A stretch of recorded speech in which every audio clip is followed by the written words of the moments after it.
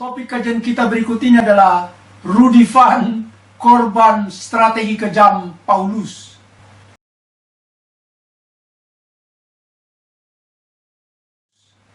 Pemirsa, dalam video ini pemirsa akan menyaksikan dagelan Bapak Rudy Van yang linglung karena termakan strategi kejam dan sadis toko yang satu ini.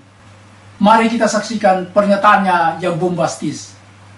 Jadi bagi Sanihu Munir, ya, Yesus Nazaret di Alkitab itu, ya, sama dengan Yesus Isa Al-Masih di Al-Quran, yang saya sebut Yesus Arab gitu. Itu menurut dia satu pribadi. Pemirsa, saksikan bagaimana Rudy Van ini terjebak dalam salah kaprah yang parah.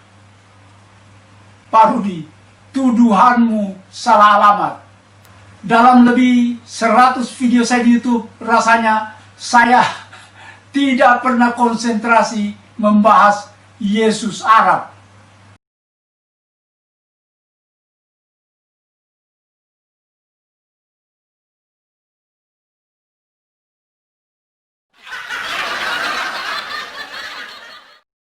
Yang saya bahas adalah Nabi dan Tuhan Guru Yesus dari Galilea versus Kristus penyembah berhala ciptaan Paulus yang dicantelkan ke Nabi dan Tuhan Guru Yesus.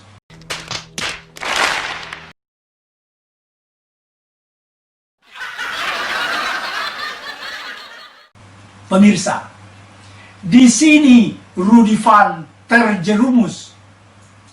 Dia hantam kromo menyamakan antara Yesus manusia yang lahir dan dibesarkan di Galilea dengan Kristus Tuhan penyembah berhala ciptaan Paulus. Bagi Sanihu Munir, ya, Yesus Nazaret di Alkitab itu, ya, sama dengan Yesus Isa Al-Masih di Al-Quran, yang saya sebut Yesus Arab gitu. Itu menurut dia satu pribadi. Dia hantam kromo menyamakan antara Yesus manusia yang lahir dan dibesarkan di Galilea dengan Kristus Tuhan penyembah berhala ciptaan Paulus.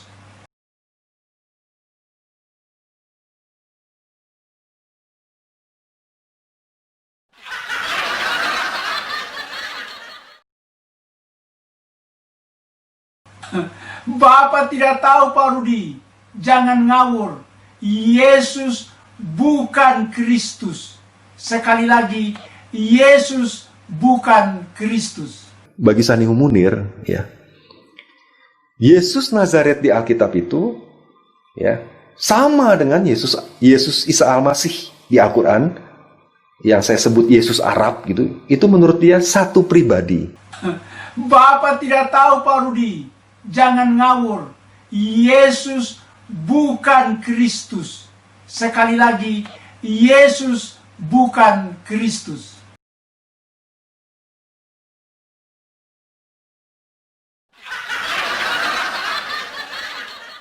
Perhatikan buku-buku referensi yang menjelaskan bahwa Paulus membajak Nabi dan Tuhan Guru Yesus dijadikan Kristus Tuhan penyembah berhala.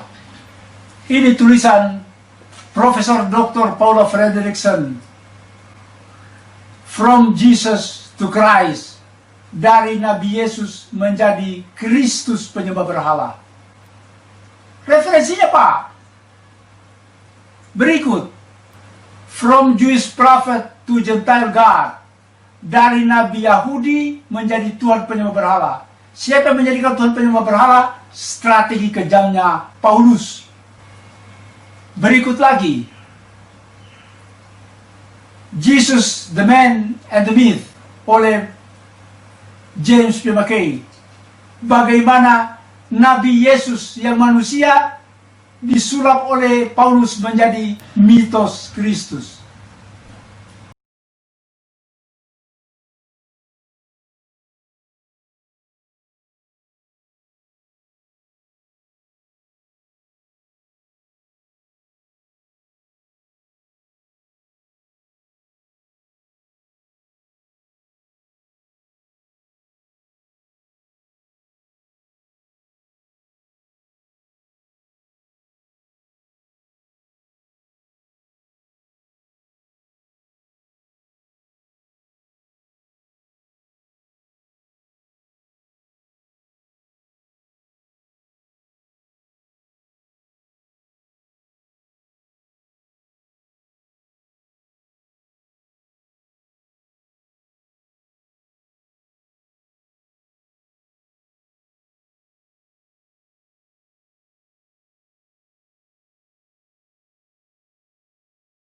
Kalau ada satu sosok yang paling dibenci oleh Muslim di seluruh dunia, mereka membenci dia dengan segenap jiwa raga, yang mereka jadikan sebagai sasaran fitnah, sasaran caci maki, bahkan mereka bisa menciptakan kebohongan demi kebohongan dengan sangat banyak, dengan sangat cepat dan dengan sangat lancar, seperti orang kehausan yang sedang minum air. Sosok itu adalah Rasul Paulus. Nah, sebagai respons dari para apologet Kristen yang terkenal, misalnya Christian Prince, berupaya memperlihatkan berkali-kali kepada Muslims, dan memang mereka tidak bisa menjawab itu, bahwa terlepas dari sikap kebencian yang sangat akut dari Muslims kontemporer terhadap Paulus, ternyata di dalam literatur-literatur klasik di dalam Islam seperti karya Ibn Katsir dan Al-Qurtubi, Paulus justru disebut sebagai salah seorang utusan Mesias, utusan Kristus, utusan Isa Al-Masih.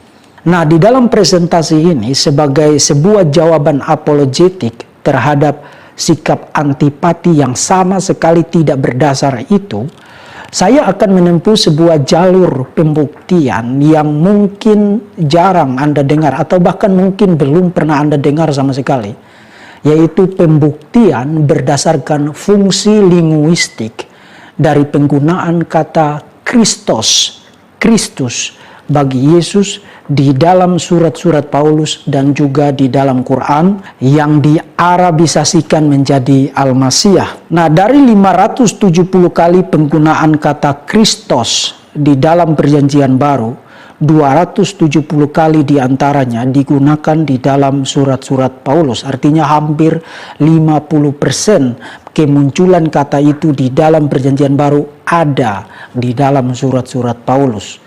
Kata Kristus berarti yang diurapi. Tetapi di dalam sejarah penggunaannya di dalam Yudaisme kuno, kata itu terutama digunakan untuk menandai ekspektasi, pengharapan mengenai kedatangan seorang raja mesianik dari keturunan Daud yang akan memerintah di atas tahta Daud selama-lamanya. Itu berdasarkan janji di dalam 1 Samuel pasal 7, kemudian Yesaya pasal 9, kemudian Yehezkiel pasal 34. Jadi kata Kristus itu digunakan dalam kategori titular, gelar yang berbicara mengenai peran tertentu, dan berbicara mengenai peran berarti tidak ada orang tertentu atau sosok tertentu yang memonopoli peran itu. Siapa saja bisa memanggul peran itu kalau dia dianggap memiliki karakteristik-karakteristik yang sesuai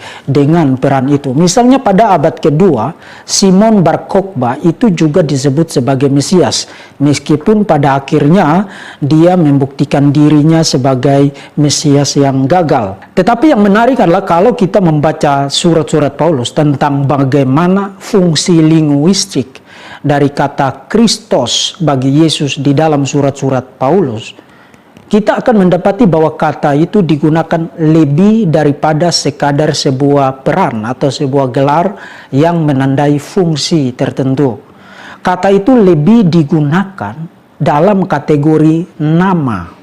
Itu sebabnya sampai pada tahun 2012, para pakar surat-surat Paulus, para Pauline theologians, berdebat mengenai fungsi linguistik dari kata Kristus di dalam surat-surat Paulus. Apakah kata itu digunakan dalam fungsi titular, gelar, atau kata itu digunakan dalam fungsi nama bagi Yesus? Tetapi pada tahun 2012, seorang pakar Perjanjian Baru dan ahli kekristenan mula-mula bernama Matthew Novenson, dia mempublikasikan sebuah buku berjudul Christ Among the Messiahs. Buku itu diterbitkan oleh Oxford University Press. Dan di dalam buku itu, Novenson membuktikan secara definitif bahwa fungsi linguistik dari kata Kristus di dalam surat-surat Paulus itu bukan fungsi titular, gelar, bukan juga fungsi nama, tapi gabungan dari kedua fungsi itu yang dia sebut sebagai fungsi honorific. Nah, apa itu fungsi honorific? Fungsi honorific adalah sebuah kata itu digunakan baik dalam nuansa gelar tapi juga sekaligus sebagai nama diri. Misalnya Kaisar Octavianus yang memerintah pada saat Yesus lahir, menggunakan sebutan Agustus bagi dirinya, bahkan dikenal luas sampai sekarang dengan sebutan Kaisar Agustus. Hampir-hampir orang tidak tahu siapa itu Kaisar Octavianus, yang mereka tahu adalah Kaisar Agustus.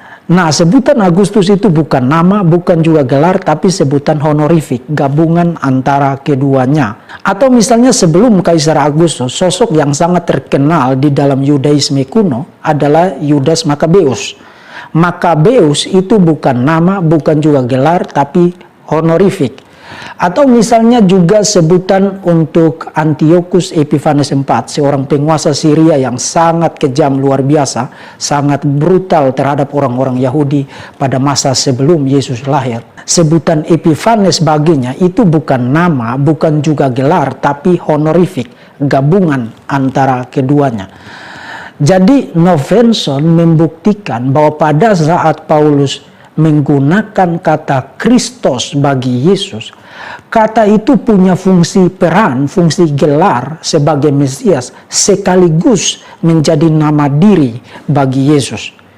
Dan posisi ini, penjelasan ini sekarang diterima sebagai sebuah konsensus, sebuah pandangan yang definitif menjelaskan fungsi linguistik penggunaan kata Kristos di dalam surat-surat Paulus. Maka pertanyaannya adalah, kekhususan apa yang dilakukan oleh Yesus sehingga sebuah sebutan titular, sebuah gelar yang siapa saja bisa menyandang gelar itu, kemudian digunakan secara eksklusif bagi Yesus?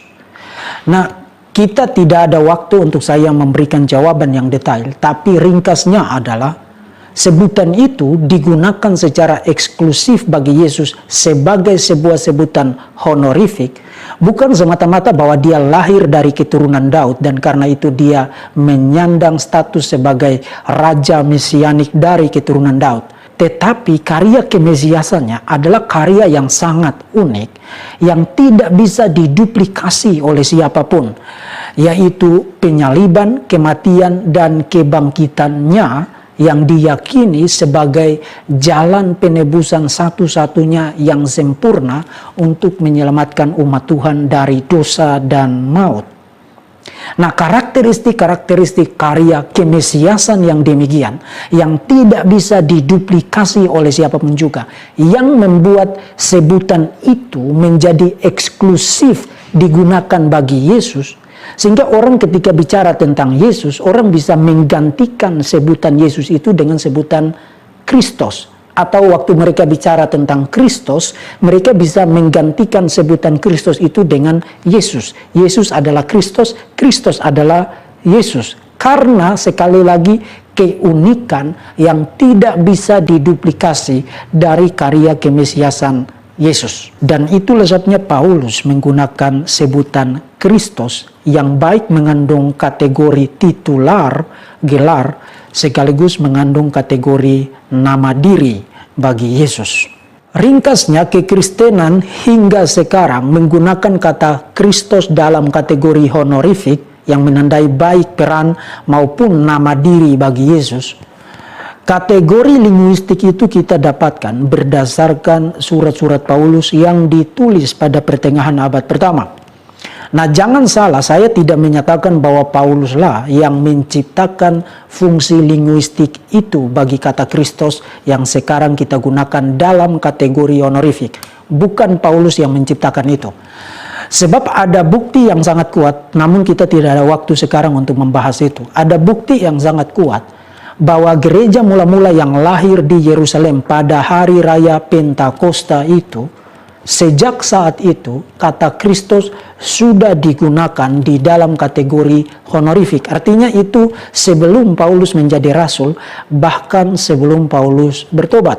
Tetapi poin saya adalah melalui surat-suratnya, Pauluslah yang mendunia luaskan kategori linguistik itu, sehingga sekarang kita menggunakan kata Kristus dalam kategori honorifik bagi Yesus. Dengan kata lain, secara historis kita tidak salah untuk berkata bahwa kita berhutang kepada Paulus. Nah, akhirnya Anda perlu mengingat rentetan-rentetan penjelasan saya tadi sampai pada klimaksnya saya menekankan bahwa kekristenan di seluruh dunia berhutang kepada Paulus atas kategori honorific bagi kata Kristus.